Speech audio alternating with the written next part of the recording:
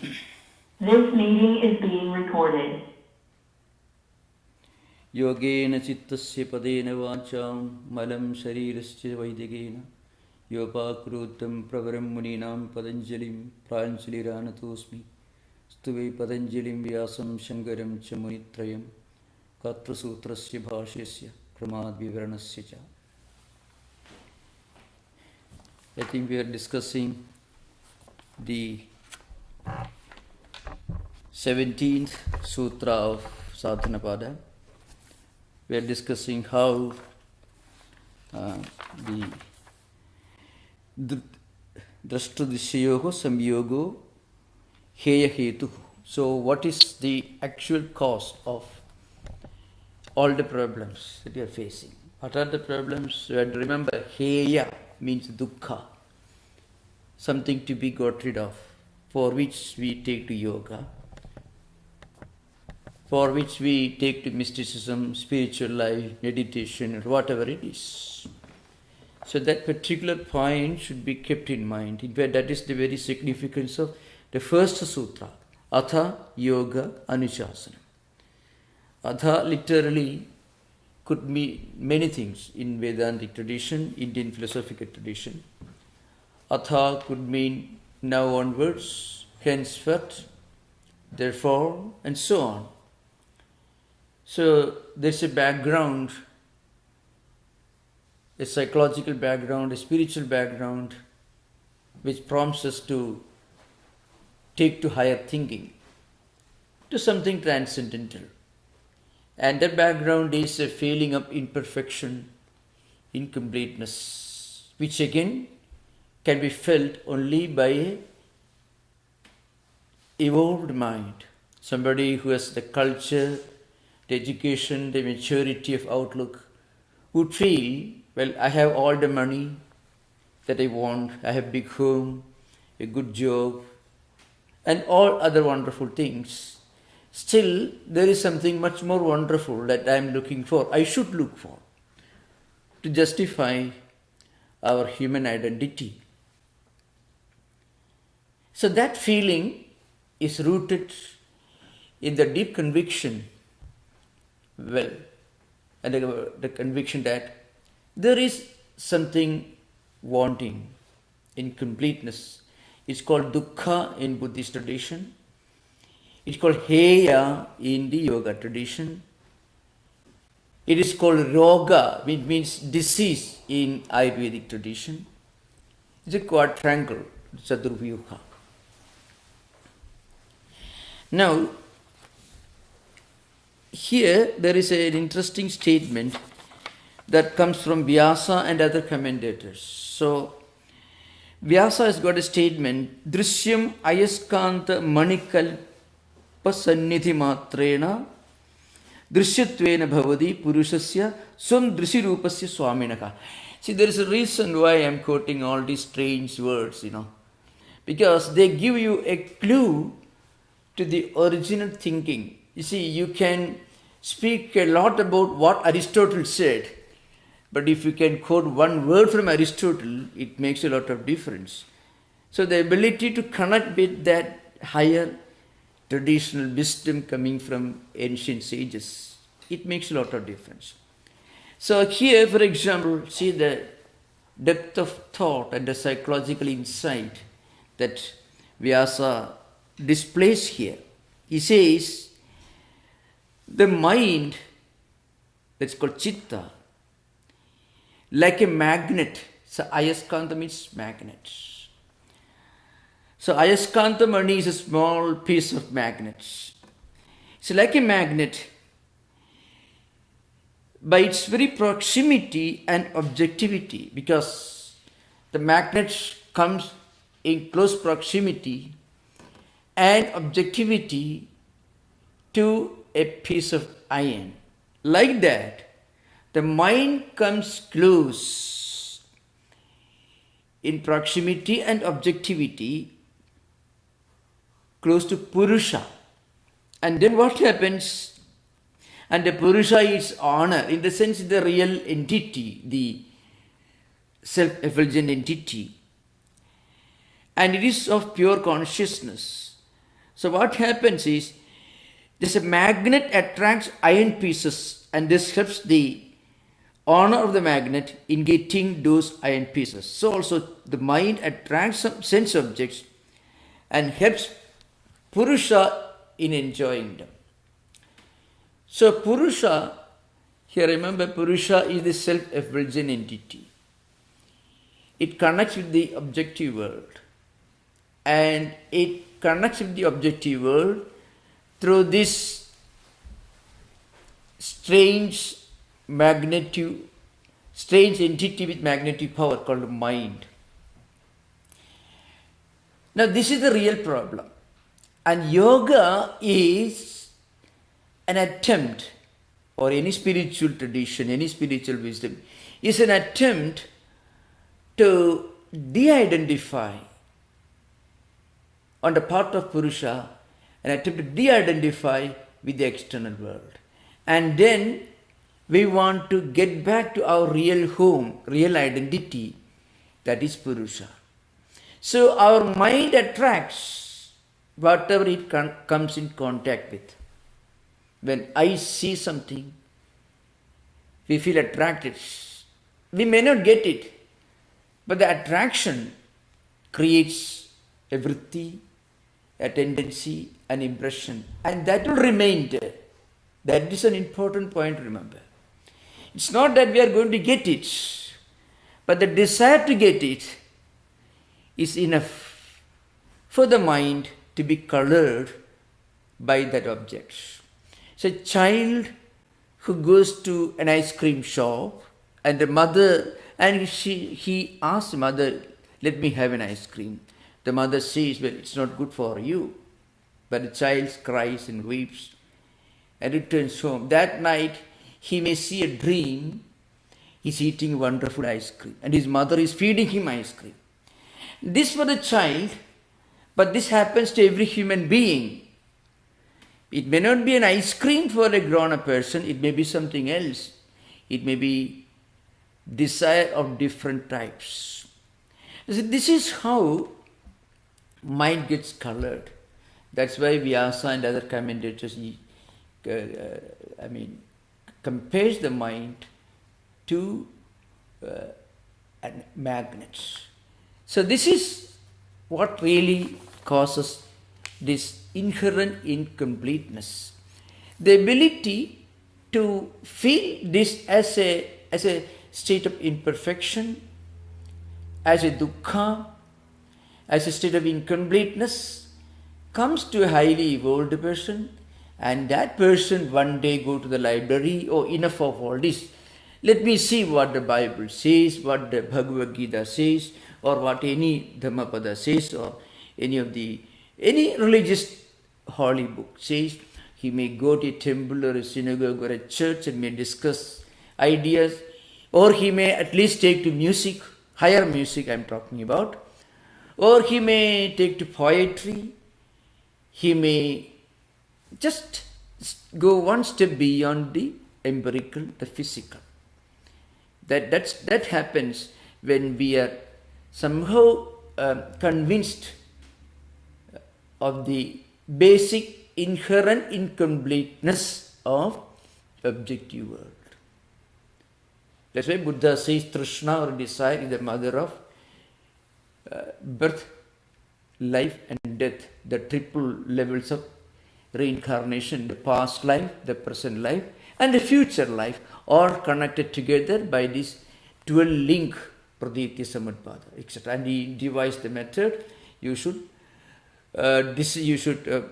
first of all be convinced of the incompleteness, that is the Four Noble Truths related to dukkha, and then take to nirvana. Of course, that's a different subject now. Now, this is the background for the next sutra, that is 18th sutra.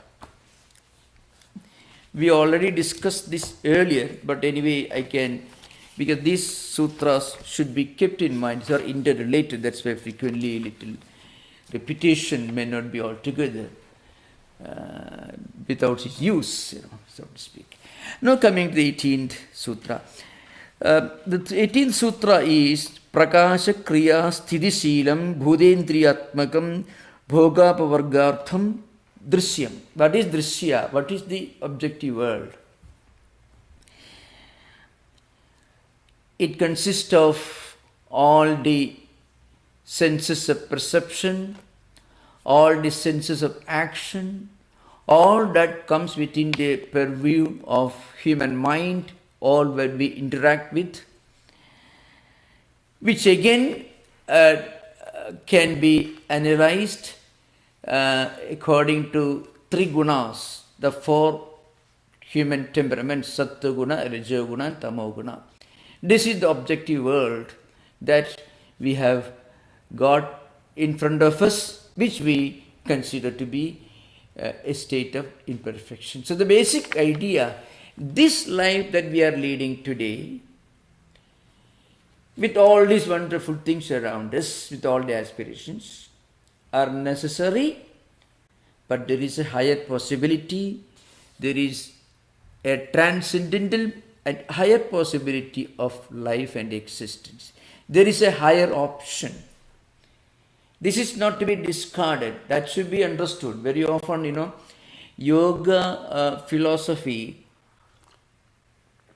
before the later half of 19th century, or rather before the last decades of 19th century, historically speaking, yoga philosophy was known somehow, in some way or other, in European countries, and also according to ancient history, in places like Alexandria, in Damascus, in Baghdad, in all these places, the yoga idea was quite prevalent.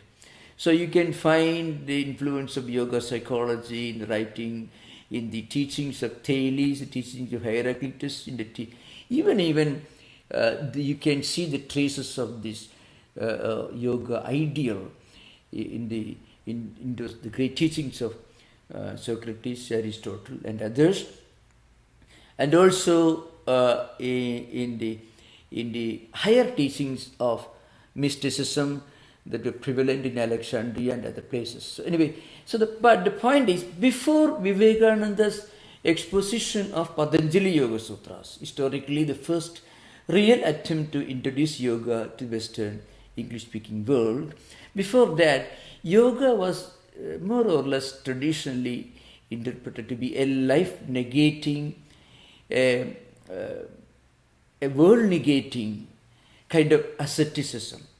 That's mostly because yoga is practiced by Mahayana Buddhists and also Jaina monks who were extreme ascetics. And also even Hinayana Buddhists were also adepts in yoga practices. They practiced some kinds of extreme forms of meditation based on yoga teachings. So it was considered to be very close to the ancient monastic ideal, meant for monastics. So that was historically the cause for the idea that yoga is something life-negating, world-negating. Then Vivekananda gave a very, very simple, a common man's interpretation or introduction to yoga. So after that, of course, in succeeding decades, it became very popular. So you find here the external world and material world is analyzed in order to present before you a higher option, not to negate it, not to deny its reality, and not to discard it, but to present before us a higher option. So you can find here Drishyam. What is Drishyam? Drishyam is what we see, what becomes known, what is experienced, what is seen, what is perceived. That is the objective phenomenal world. And also our own mental, intellectual feelings, all can be called, or can be categorized, put under the umbrella term of Drishyam, means what is seen, the objective world. So what is the Drishyam? It is Prakasha Kriya Sthiti Sheelam. So prakasha, and of the nature of illumination, serenity, knowledge, wisdom, that is sattva-guna. And then kriya, kriya actually means action, rajoguna. So you can understand these characteristics only by observing persons endowed with these characteristics. If a person is wise, intelligent, strong, but who knows how to use that strength, I mentioned yesterday, as power, but knows how to use that power. He is not used by power, he uses power. That ability to handle what we have got with maturity and wisdom, with knowledge and understanding, is characteristic of a person endowed with sattva-guna. And rajoguna, a person who is hyperactive, efficient, driven by a sense of ambition, not altogether devoid of wisdom, but they gives more emphasis to activity. That characteristic. So rajoguna cannot be completely devoid of some amount of sattva-guna, but the predominance is given to the active temperament. That is called rajoguna. And tamoguna, ignorance, inertia, confusion, restlessness, all can be called tamoguna.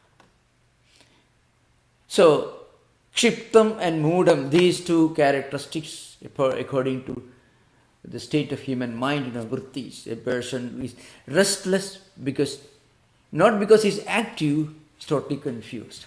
The other person is absolutely inert, inactive, because totally dumb. This state of mind, or this temperament, inertia, ignorance, is called tamoguna.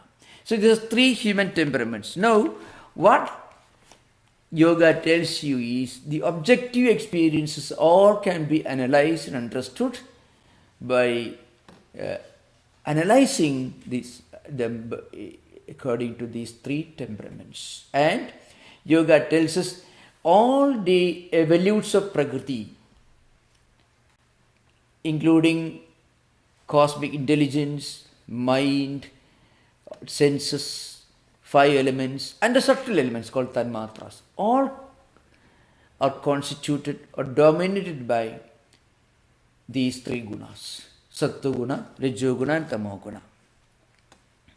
So, this objective experience of universe it consists of knowledge, that is sattva-guna, action, rajoguna, and a kind of stagnant inner condition, tamoguna. And then it expresses itself in the forms of the objective phenomenal world, then the 5 senses of perception, the 5 senses of action, mind, and all this. And then one statement is the bhogapavargartham drishyam. That is the meaning. What is it? It is meant for the enjoyment of drashta. That's why, say bhogapavargartham drishyam. So it is drashtuhu bhogapavargartham. That's the meaning. It is for the benefit. What it means is, how do we identify our true nature with drashta or Purusa? By experiencing all this. And then by getting tired of all this. And then by detaching ourselves from all this. Through pradiprasava. By evolving further. So that's what happens when we are tired of this objective world. All the money, wealth, etc. Enough of this. A time comes, like it happened to Buddha, and he wanted to see some higher meaning in life. So, for this purpose only the whole world is created. In other words, yoga tells you this world is in front of you, not for you to enjoy, but for you to transcend but for you to go beyond. And when you go beyond, what happens? Then you understand that your true identity is beyond this objective world. So, if a person wants to eat a wonderful, delicious food, you make him eat it day and night, 3 times, 4 times. Then that will, enough of all this. I want to have something else. There is no other way for the common person. If you tell an average person, this world is not so good. Suppose you are somebody struggling to get a good job, maybe working in the finance or in the Wall Street, let us say, trying to make money. Naturally, it's natural, normal for human beings. If you tell a person this money is not good for you, he will call you crazy. You can't tell that to a person. Sri Krishna says, "Na buddhivedam janayed ajnanam karma sankinam." You cannot go and directly tell a person, this is not good for you. But you watch for some time. The person, along with that, he also reads some higher books. He also practices some spiritual disciplines. And also he also engages himself, indulges himself in all these worldly enjoyments. Then one day, he will realize, enough of all this. I want something higher. But if you tell him at the beginning itself, it doesn't work, it will not work. So this objective world is there in front of us. It is needed. In fact, that is stated much more categorically in the 19th Sutra. There is a 19th Sutra which I will discuss later. Tadartham eva drishyasya atma. Tadartham actually means it is for the drashta, for the Purusa, that these external things exist. That means Atma here means the Swarupa. In other words, the world and all these objective experiences are there in front of us for us to go beyond. If we don't have it in front of us, we won't strive hard. Actually, this is a part of spiritual psychology. It's a fact. Human evolution. If a child is born, like Shankaracharya, when he was a little child, he studied all the 4 Vedas by 3 years old, and by 6 years old he became a monk, 6-7 years old. What does it mean? He is some kind of a special human being? Not at all. In his previous life, he was convinced, enough all this, or maybe several life cycles earlier. So next, if somebody like Ramana Maharshi, father passes away, and suddenly this man realizes. So this is all about human life. All this money, wealth, bank balance, everything one day disappear. The body also goes away. So this could happen to me also. So there should be some higher meaning behind. So, all these experiences are there for you to go beyond, to help you to look at a higher level, to look beyond. That's the meaning. Actually, we'll discuss the subject. The next sutra will discuss that. Tadartham eva drishyasya atma. 21st sutra actually deals with this subject. So, in the 18th sutra, the author tells us that this objective world, that means what is seen, that is, in Vedanta we call Shabda, Sparsha, Rupa, Rasa, Gandha. All these, what we hear, what we touch, what we taste, what we see, what we smell, and also all the objects of other senses of actions, they are all meant for what? For the liberation of Purusa.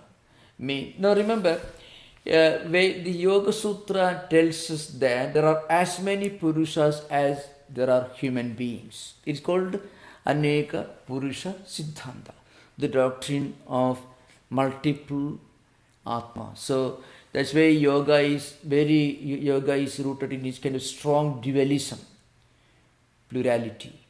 of existence. So each soul, each jiva is its own Atman. I already mentioned during interaction in the last class.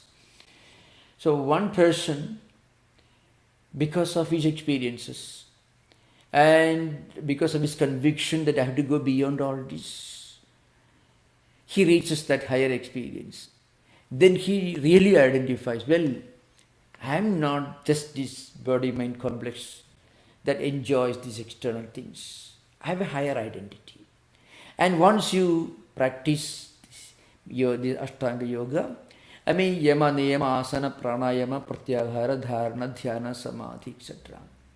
Then one day you realize. In fact, if you study the psychological aspects of the first two disciplines, Yama and Niyama, you will understand these 10 disciplines themselves will convince us of the reality of higher evolution. See, Ahimsa, Satya, Asteya, Brahmacharya, Aparigraha, non-violence, truthfulness, non-stealing, pure life, non-receiving of gifts, non-receiving of gifts that are called Aparigraha.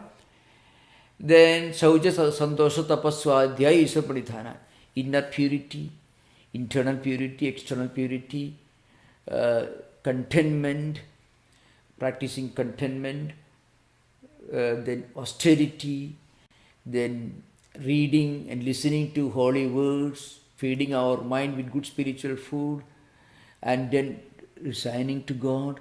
If a person really practices these 10 disciplines, or with the first one, Yama, are called universal. It's for every human being. It's not just for those who practice yoga. It's meant for every civilized human being, Yamas. And Niyamas actually automatically come to those who practice Yama. Now if you practice this, then you cannot really live like a child, even when you are a grown-up person. Because a child may go for ice cream, a grown-up person may strive to make millions of dollars. Practically it's a difference in degrees, not in difference of kind. So then you actually will understand, well, contentment, let's say contentment. Real contentment comes when you're convinced that all these things are there for me, but I should look for something higher. And in fact, an attempt to look for something higher itself produces a great joy. And this is a very important principle in spiritual psychology. An attempt to practice a higher ideal is not because you are going to reach that higher ideal, but an attempt or the idea there is a higher ideal in front of you will help you to conserve and organize your skills and energy resources in a positive direction. The goal you may not attain in this life, but that should not pour cold water in our mind. So a higher ideal you should have, not because you are fully convinced that this higher ideal is attainable in this life, but a higher ideal is necessary for us. Higher ideal is samadhi according to Ashtanga Yoga. Mean going beyond drishya, beyond objective world, and identifying our true identity with Purusa according to yoga tradition. It may take maybe several more life cycles, but still, if we have got this higher ideal in front of our horizon, then that itself gives us a tremendous contentment. But I can give an example. I have occasion to read some of the autobiographical writings of many Christian mystics, including the Russian Orthodox mystic like Pilgrim, and also St. Joseph Aviland, quite a few. Now, often if you wonder and if you observe, if you think how these great mystics who were given to praying, St. Peter of Alexandria, for example, a small tiny monastery, supposed to be the smallest monastery in the world. He was a tall man, nearly more than 6 feet, but he lived in a tiny cell, less than 4 feet width and length. And that was a kind of austere life he lived. And he didn't sleep for long. How could they practice these great austerities? Oh, the great ancient sages of India. Today also you find, of course, the number may have gone down. Today also you find in Himalayas people who practice extreme kinds of austerities. Now, how is it humanly possible for them to do that? The real answer is they have a higher ideal in front of them. It may be it's the same spiritual goal expressed in different languages, in different religious traditions, in different spiritual traditions. Christianity in one language, Judaism in another language, Hinduism in totally different language. But the higher ideal as such is common. It's a common property of these great spiritual seekers. The idea that this higher ideal is attainable and they are slowly moving towards the attainment of this higher ideal, that itself produces a great spiritual energy which enables them to withstand many difficulties. In the context, in the history of Christian mystics, they were persecuted, they were disowned by the mainstream church, they had to face a lot of obstacles, but still they withstood all this and they continued living holy lives. Of course, in Indian context, there was no persecution, but they were all living in mountain forests, hermitages surrounded by wild animals and wilder human beings frequently. Still they could do that. So the point is, if you have a higher ideal in front of us, that itself produces a spiritual energy. So now Swami Vivekananda's contribution was, he presented yoga in front of mainstream society. This higher ideal is possible for everyone. For that you need not go to a forest, you need not go to a monastery or a small cell. You can live right in this world, in the midst of your everyday duties and responsibilities. Still remember, there is a higher goal, there is a higher spiritual identity that is yours, that is attainable, and that requires only one simple condition. That is, you should be convinced that I have all this money, wealth, status, job, everything. Still, it's a state of imperfection. I should look for a higher goal.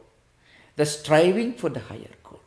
For that is the idea expressed in this sutra, Prakasha Kriya Sthidisilam Bhudendriyatmakam Bhogapavagartham, means it is for the experience of liberation. Apavarga means liberation of Purusas. All these things are there for you to look beyond them. That's the idea behind. Now we have to take the 19th sutra. So that is the sutra is simple. Vishesha avishesha lingamatra lingani gunaparvani. That is the meaning here. So there are certain words are here. One is Vishesha avishesha lingamatra alingani. So we will describe this, what is Vishesha, what is Avishesha, what is Lingamatra, and what is Alinka. The idea is the Prakriti or Pradhana is the material cause and also efficient cause of this universe. And this universe of multiplicity exists, or rather say plurality or intra-differences, distinctions exist because of the combination of these three gunas, that is Sattva-guna, Rajoguna and Tamoguna. Now, Vishesha, Avishesha means. Vishesha means diversified. Avishesha means undiversified. Lingamatra, it means an indicator only. And that which is without any indication, it is alinga. These are technical terms, so we need some explanation. One is Vishesha. This particular division that is called the diversified, it means it includes the 5 gross elements. The 5 gross elements is matter, water principle, fire principle, air and space. These are the gross elements which constitute this empirical universe. It is part of the Vishesha. Then so it's a Vishesha can also be called particularized, may be used. And then the subtle elements of Shabda, Sparsha, Rupa, Rasa, Gandha. That is what you hear, what you see, what you touch, what you smell and what you taste. These are the 5 different ways by which the senses of perception gets their knowledge by connecting with external world. When the eyes connect with an object, a visual object, the mind gets the knowledge of that visual object because of the eyes. When we taste something, we get the knowledge of the particular thing that we eat with the help of the sense of taste. So also there's the sense of smell, the sense of touch and the sense of hearing. So all these, that is Jnanendriyas and Karmendriyas and mind, which are particularized modifications of Asmita. Of course, there is one point, remember, those who read seriously the Yoga Sutra and compared with this with Sankhya philosophy, you find the mainstream Sankhya philosophy. If you ever read a book on Sankhya philosophy, you find the word ahankara is used, because Sankhya philosophy, as we understand today, is based on Sankhya Karika by the writer known as Ishvara Krishna. And according to Ishvara Krishna, all these external experiences, objective world, consist of evolutes of Prakriti. It all evolved from Prakriti. Everything. So what we see in front of us, the mountain, the trees, and the eyes by which we see those things, and the mind that perceives, and the intellect. And also the subtle elements of these 5 elements. All these consist of 23 evolutes of Prakriti. It is the concept of India's evolutionary doctrine. So Purusa and Prakriti are 2 entities. Purusa doesn't cause any evolution. Prakriti, from Prakriti all the evolution begins. The first evolute is Mahatattvam, cosmic intelligence. Then Ahankara. And from Ahankara goes 3 dimensions: Sattvika, Rajasika and Tamasika. This is the Sankhya view. Now, if you read the Yoga Sutra books, you don't find this Ahankara mentioned. Instead of Ahankara, the word Asmita is mentioned. That's a term used by Vyasa, because Vyasa was the person who made Yoga Sutras accessible to us. Without Vyasa's exposition, which is the first of the major expositions, Yoga Sutras would not have really had any meaning for the layman unless they study from a teacher in a traditional Gurukula where these things are transmitted.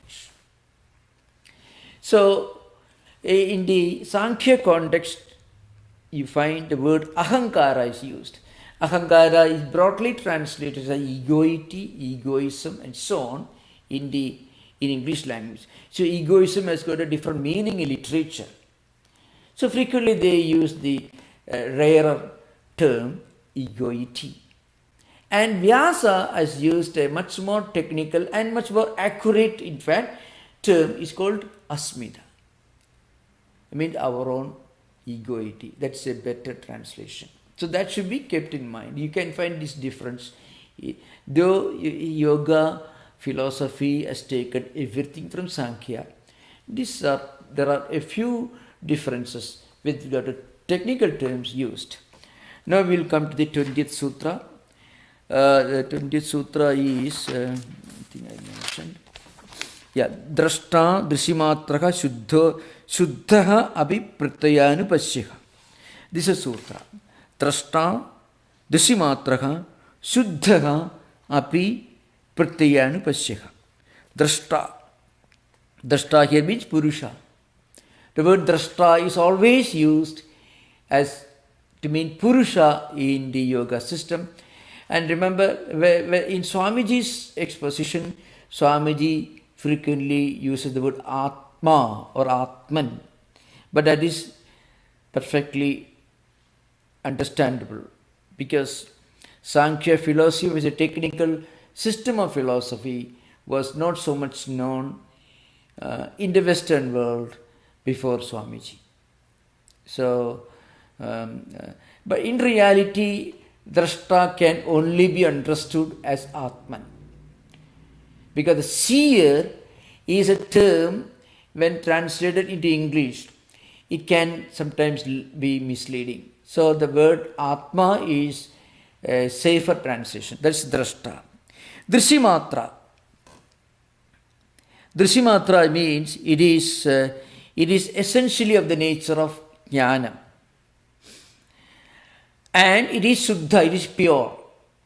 The Purusa, Drashta, Atma is pure. Why? Because it doesn't get involved in evolution. It remains the same. Atma, Purusa is the same. It is consciousness. It is ever effulgent. It is unchanging. It is multiple. It is plural. So remember there are Aneka Purusa Siddhanta. According to yoga philosophy, Sankhya philosophy, the same Purusa, there is as many Purusas as there are human beings. When one person reaches his real identification with his Purusa dimension, others also may not have reached, others have to struggle in their own way. So this idea behind. And they have special reverence and respect for those who have reached this Purusa identity. Sometimes they are called gurus, acharyas, prakriti lina Purusas, those who have reached this goal in the past. So that is Shuddha. Shuddha, the word Shuddha is pure. The meaning is it doesn't undergo any evolution or change. There is no parinama, it's called. Still, Pratyayanupasya. But still, that Purusa has to use Buddhi. Buddhi, called Chittam, are identical in this context. As we mentioned earlier, Buddhi, Chitta works like a magnet. It attracts external things in the external world, and Purusa connects with these external things by being reflected in the Buddhi, and therefore Purusa begins to identify itself with these external things. Well, in actual human psychology, how it operates, I can explain. When we forget, and we often forget, mostly we are in a forgetful mood, when we forget our Purusa identity, then what happens? Our mind is called Chittam. It attracts external things. So when a person sees something attractive, because the person forgets his true Purusha identity. He identifies himself with the Prakriti, so he connects with these external things and he begins to interpret himself. I am the one seeing these things. So like that, I am happy now, I am unhappy, this is my name, I have this job, I am rich, I am poor, aham dukkhi, aham sukhi, you find in Sanskrit language is used. One is painful, one is pleasant or unpleasant. Like that, we go on identifying ourselves with every single external experiences. Our purpose is to reverse this. How do we reverse this? We use the word pratiprasava, which leads to asampraඥāta samadhi, which we are going to discuss in the samadhipada. So when we de-identify, when we detach ourselves with all these external experiences, we reverse the process called, reverse evolution, pratiprasava. Prasava means coming down, taking birth, descending to the external world. Pratiprasava means we are actually ascending. And as we go on ascending, we go on de-identifying or detaching ourselves from these external things. And then we realize our true identity, we are Purusha. This is how it really works. This desire to detach ourselves from these momentary impulses and experiences and look for a higher transcendental identity, that comes to an evolved person. We discussed this in the 15th Sutra of Sadhanapada.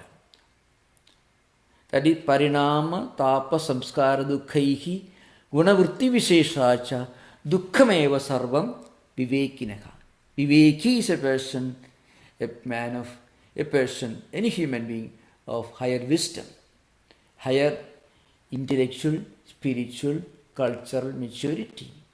And when we reach this level of maturity, then we develop a desire to look for some higher goal. And that's how we actually begin our reverse evolution. So, now coming to the sutra.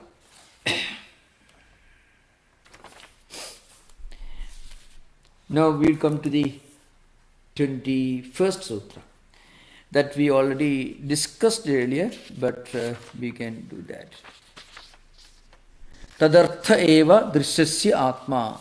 Drishyasya means, this is prakriti, means prakritis. Atma. Atma here means Swarupa. Here Atma means, Swarupa means true nature, true dimension. That's the idea behind it. Atma here doesn't mean the Atma is used in Advaita text. We should not mix up together. So, Atma here means true nature.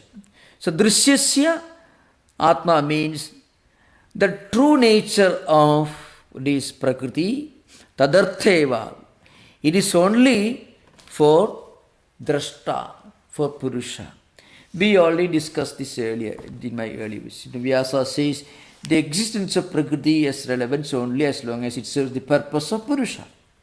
The whole world is for us to go beyond it, to understand the possibility of higher options by going beyond what we see in front of us, around us. This idea behind. Purpose of the world is for us to go beyond it. Without this world, we would not have thought of going beyond it. This idea can be found in the Upanishads also, Janaka Yajnavalkya Samvada, you find here. Well, that we'll discuss later. So, if very frequently many commentators discuss this and they they explain this sometimes in the light of one great statement in Shankaracharya, Manushyuttam, Mumukshuttam, Mahapurusha Samseka. Three unique gifts from God. One is this privilege of being born as a human being. Then the higher and rarer privilege of having a spiritual ideal, mumukshutvam, the desire for liberation. And a third gift from God, call it nature or whatever it is, third privilege that people should look for is association with people who will remind you of this higher possibility. That is the greatest thing. So, that's the greatest gift that a true friend can give you. A true friend can give us this possible option, can give this possible idea.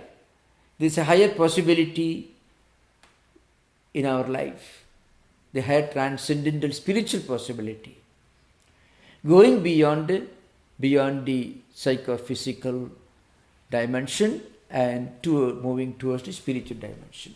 That's why Durlabham Trayamevaidad, that's how Shankaracharya begins here. So these three Edatrayam, mean these three unique, rare gifts, Daivanugraha Hetukam, that is, it comes as a gift of the grace of God. Daivanugraha Hetukam means actually it happens by the grace of God. That's what Shankaracharya puts in Yoga Sutra. Manushyatvam, being born as a human being, and then being born as a human being with a spiritual aspiration for liberation, and then an opportunity to connect with, to associate with people whose association can gradually lead us to realizing this higher spiritual potential. So that is the idea behind, here. I mean, the whole world is for us not to enjoy, nor to suffer, but to transcend, go beyond. That's the idea behind.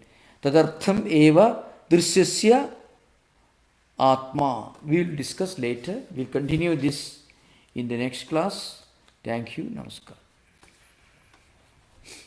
Now we can have interaction. Most welcome.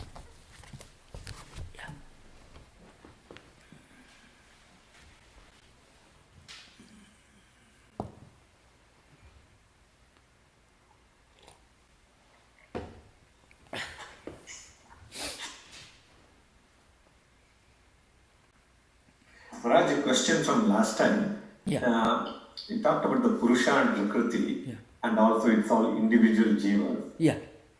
And as you told in the 20th Sutra, Yeah. so individual jiva has to realize the Purusha, and that's the goal. Yeah. Is there a role for collective consciousness? Oh, no. No, yoga and Sankhya won't accept this. This is only in Advaita Vedanta, a fringe school of Advaita Vedanta. Sarva Mukti Vada means the doctrine of common multiple liberation. Sarva Mukti Siddhanta. It's not there in Veda, in yoga. Yoga doesn't say that the whole society cannot do that. No. Every jiva has to work by reversing this evolution and gradually be able to identify with this transcendental Purusa dimension. That's the only way to get Apavarga. Apavarga means liberation. Yeah. Okay.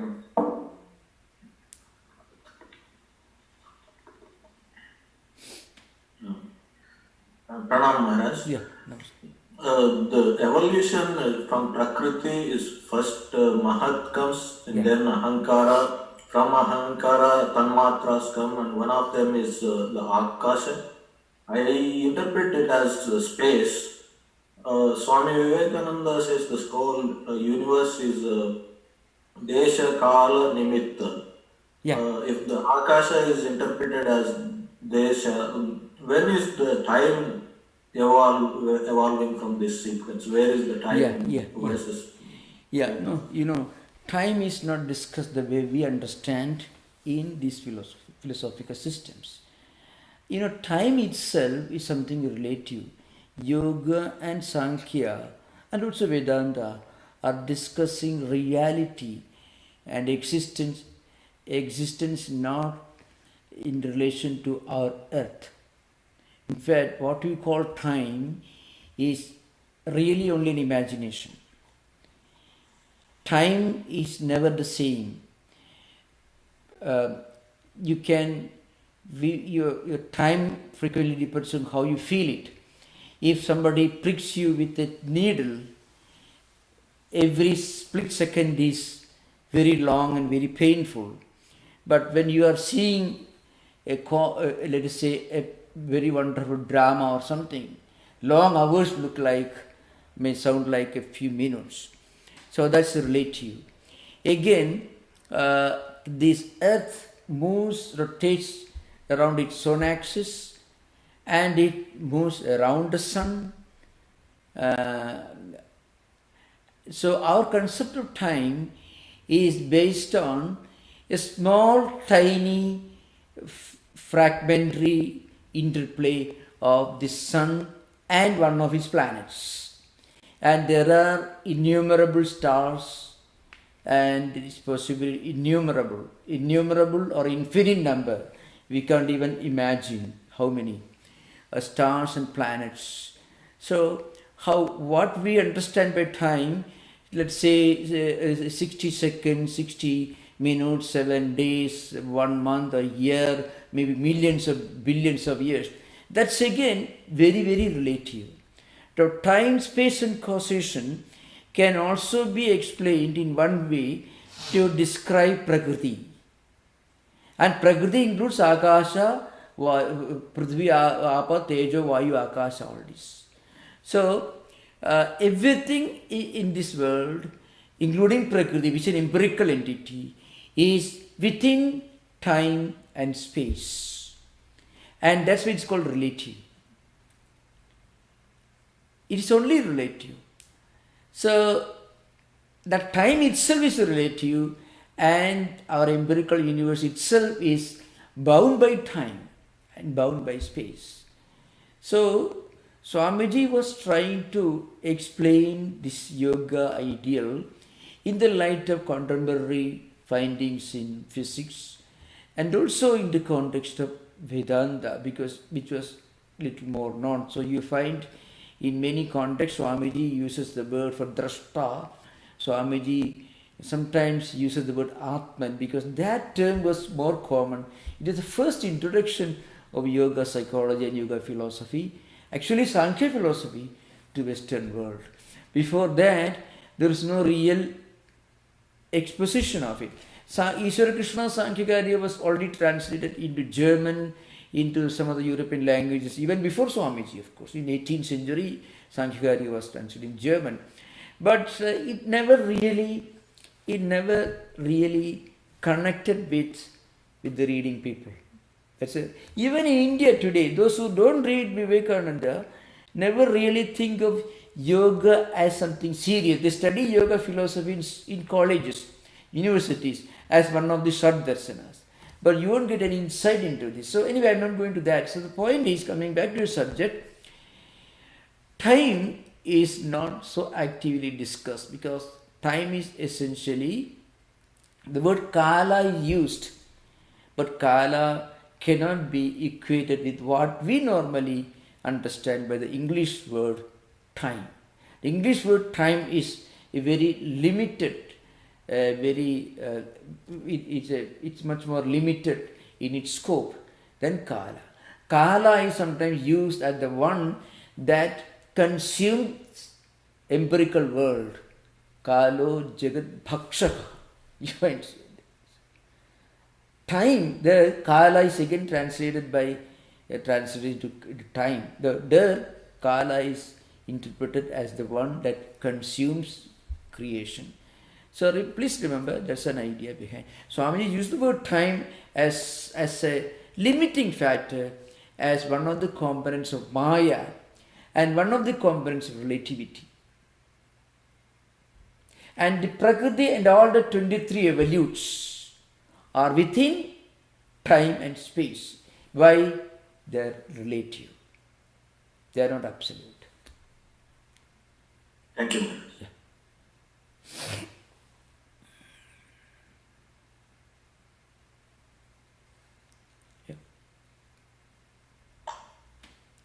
Go ahead, Bobby, ask your question. You. Good evening, Maharaj. Yeah. Oh, Bobby, most welcome. Yeah. Can you hear me? Yeah, I can hear you.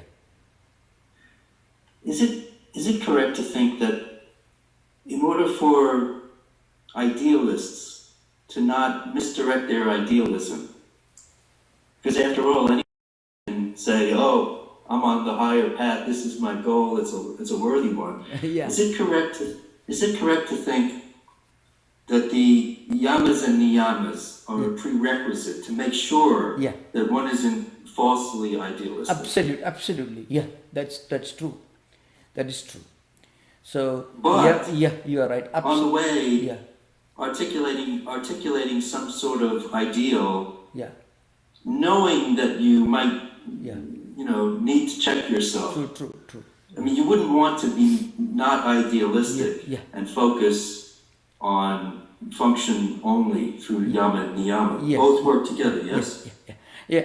I was, when I used the word ideal, I meant a spiritual ideal. And a genuine spiritual ideal will be built upon the bedrock of yamas and niyamas. Because if when a person practices yamas and niyamas, it prevents him from going in the opposite direction, in the wrong direction. Whatever ideal he will formulate in his mind, if he has got yamas and niyamas, that ideal will be for his own good and also for the good of everyone, for the good of the whole world.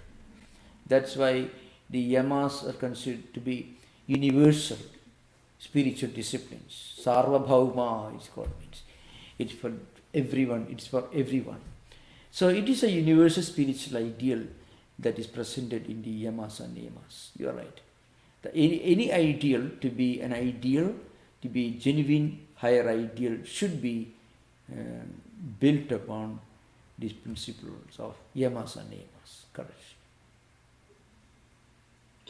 The one interesting thing that you said earlier was about how Sankhya philosophy may have dualistic elements, but it's still a worthy subject for non-dualists to examine for reasons of its systemic approach to these issues of the mind and its control. Yeah.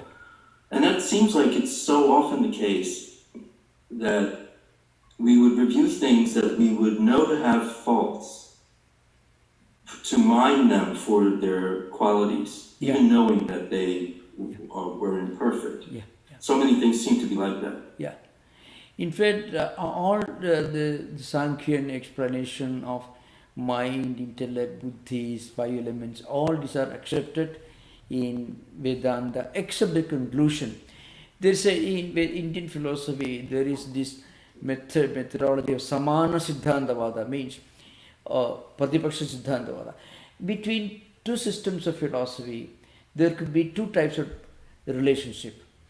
One system of philosophy may take in general many of the details of another system of philosophy, but won't accept the conclusions.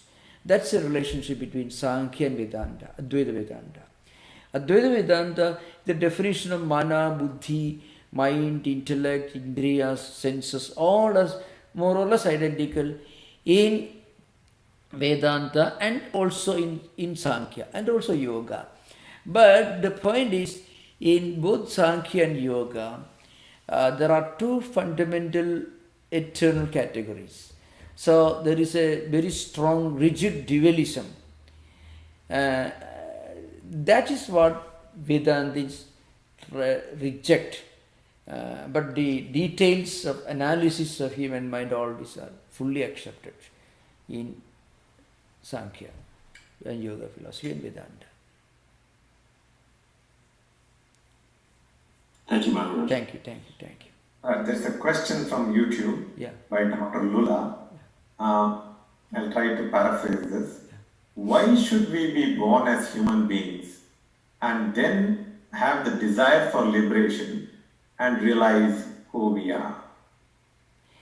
Yeah, that's again, every person has his own or her own idea of liberation. Now, why should everyone strive for liberation? The desire for liberation may not come to everyone in one's life, but it is bound to come to everyone at some stage in our evolution. That's Vedanta says. If we don't feel any need for liberation, if we are ready to live in this world and make a wonderful life in this world, Vedanta or Yoga, no quarrel with that. Absolutely okay. You don't know, naturally, perfectly okay. Because we have not reached that level of evolution, So, in a way, everyone has his own or her own ideal, but the same ideal cannot be thrust upon everyone. Why should we consider this world as imperfect, as incomplete? Well, why should Buddha consider he was a prince, plenty of money, no work to do, everything wonderful? Why should he walk 1,000 miles to 1,200, 300 miles and walk and sit under a tree and practicing the austerities? Absolutely. But you ask him, he will give an explanation. Like that, those who have got this higher ideal of liberation, they have their own idea. But everyone need not have at one stage. Yeah, you are right. There is no need. It is not mandatory that everyone should consider this world as imperfect or incomplete. Even in Vedanta, also in the Bhakti tradition, Vedanta Bhakti tradition, Vaishnava Bhakti tradition, you find this life is a boon. So I can take the name of God. So if I inside the name of Mahaprabhu's teachings, the teachings of the great devotional acharyas of India, you find this life of God, He gave me this life and He gave me a healthy body and healthy mind so that I can take your name, I can serve you, I can go to the temple, I can clean the place, I can do puja to you, I can worship you, I can meditate on you, I can read the Bhagavata.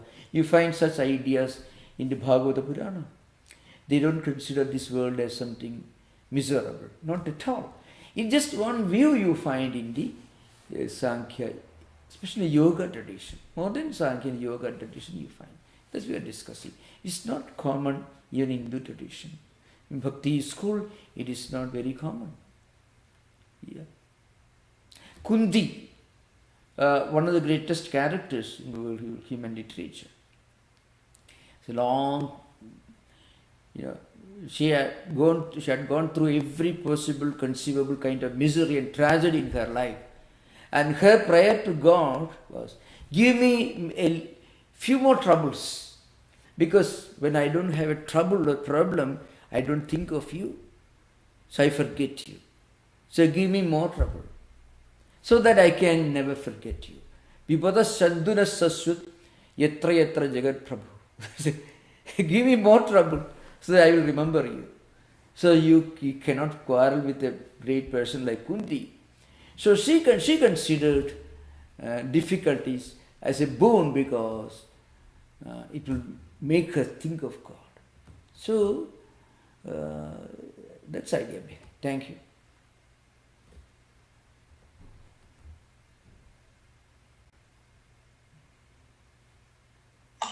Good evening, Swamiji. Yeah, good evening. Thank you. Good evening. This is Mark. Yeah. You talked tonight about Amkara and also Asmita, the ego. Yeah. My question is, should we be wary of our ego? Is the ego an enemy, or is it necessary to have some sense of ego? I know that Sri Ramakrishna talks about it in his teachings. The eye, and how we want to have the pure eye. But what is your take on this concept of ego, and how should we relate to ego? In this particular context, when I use the word asmita used by Vyasa and ahangara as used by Ishvara Krishna in the Sankhya, the word ahangara is used as one of the evolutes of Prakriti. But when you mentioned ego, I understand you mean by ego the human impulse, the human temperament. Well, according to mainstream spiritual teachers, ego is not altogether bad, not entirely bad. A healthy ego is a great help, and is a great source of strength and help for our spiritual evolution. Even to have a higher ideal, based on Yamas and Niyamas, as Bobby mentioned, even to have a higher ideal and to stick to that ideal, we need ego. So ego can be a positive, it can have a positive aspect, positive dimension. It can be negative dimension. So a strong sense of idealism, strong sense of identity, confidence, and a sense of pride in doing something noble and good for others, for oneself. For that we need a healthy ego. That's very important. One should never try to, I don't want to be egoistic, I don't want any ego. If you are sincere, this is a problem, because our mind will go blank. A student who is working hard to get a higher grade in school, if you tell the student, no, you should not have an ego, his mind will go blank, because he won't be able to set a goal in front of him to achieve something. So a healthy ego is a great help. Ego becomes a problem only when it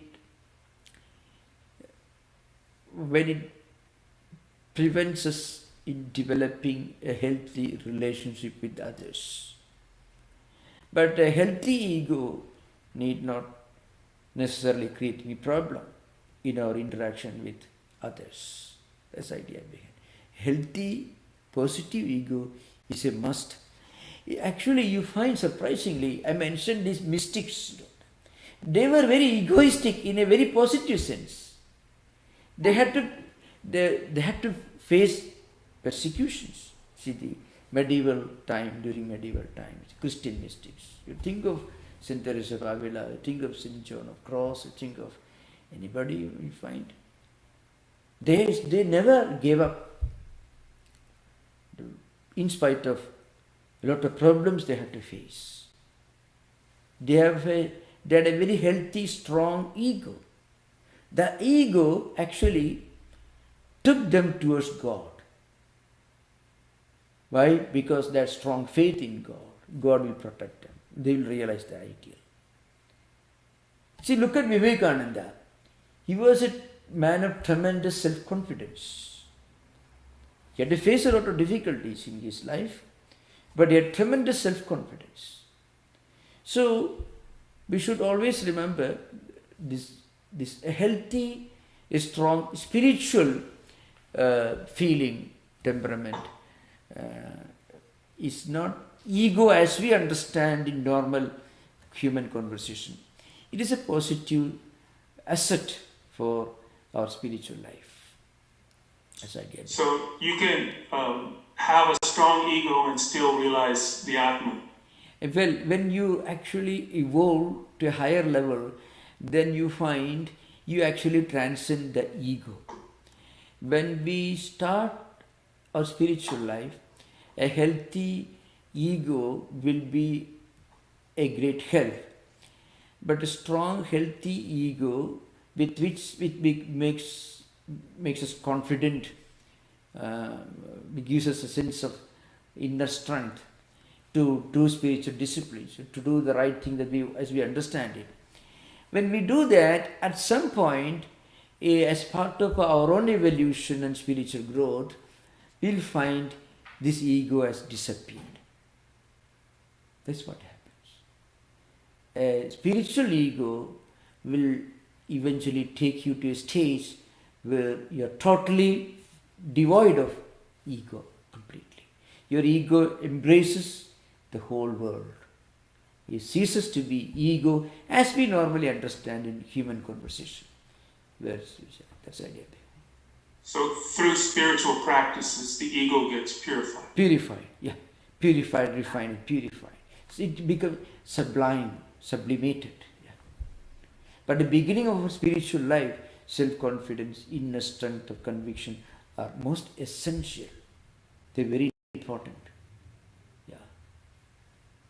To do anything noble, anything good, anything worthwhile in our life, we need a strong self-confidence, determination. That is an expression of ego in its most positive aspects. Without that, no one can live and do anything, either for himself or for others. Yeah. Thank you, Maharaj. Thank you. Thank you.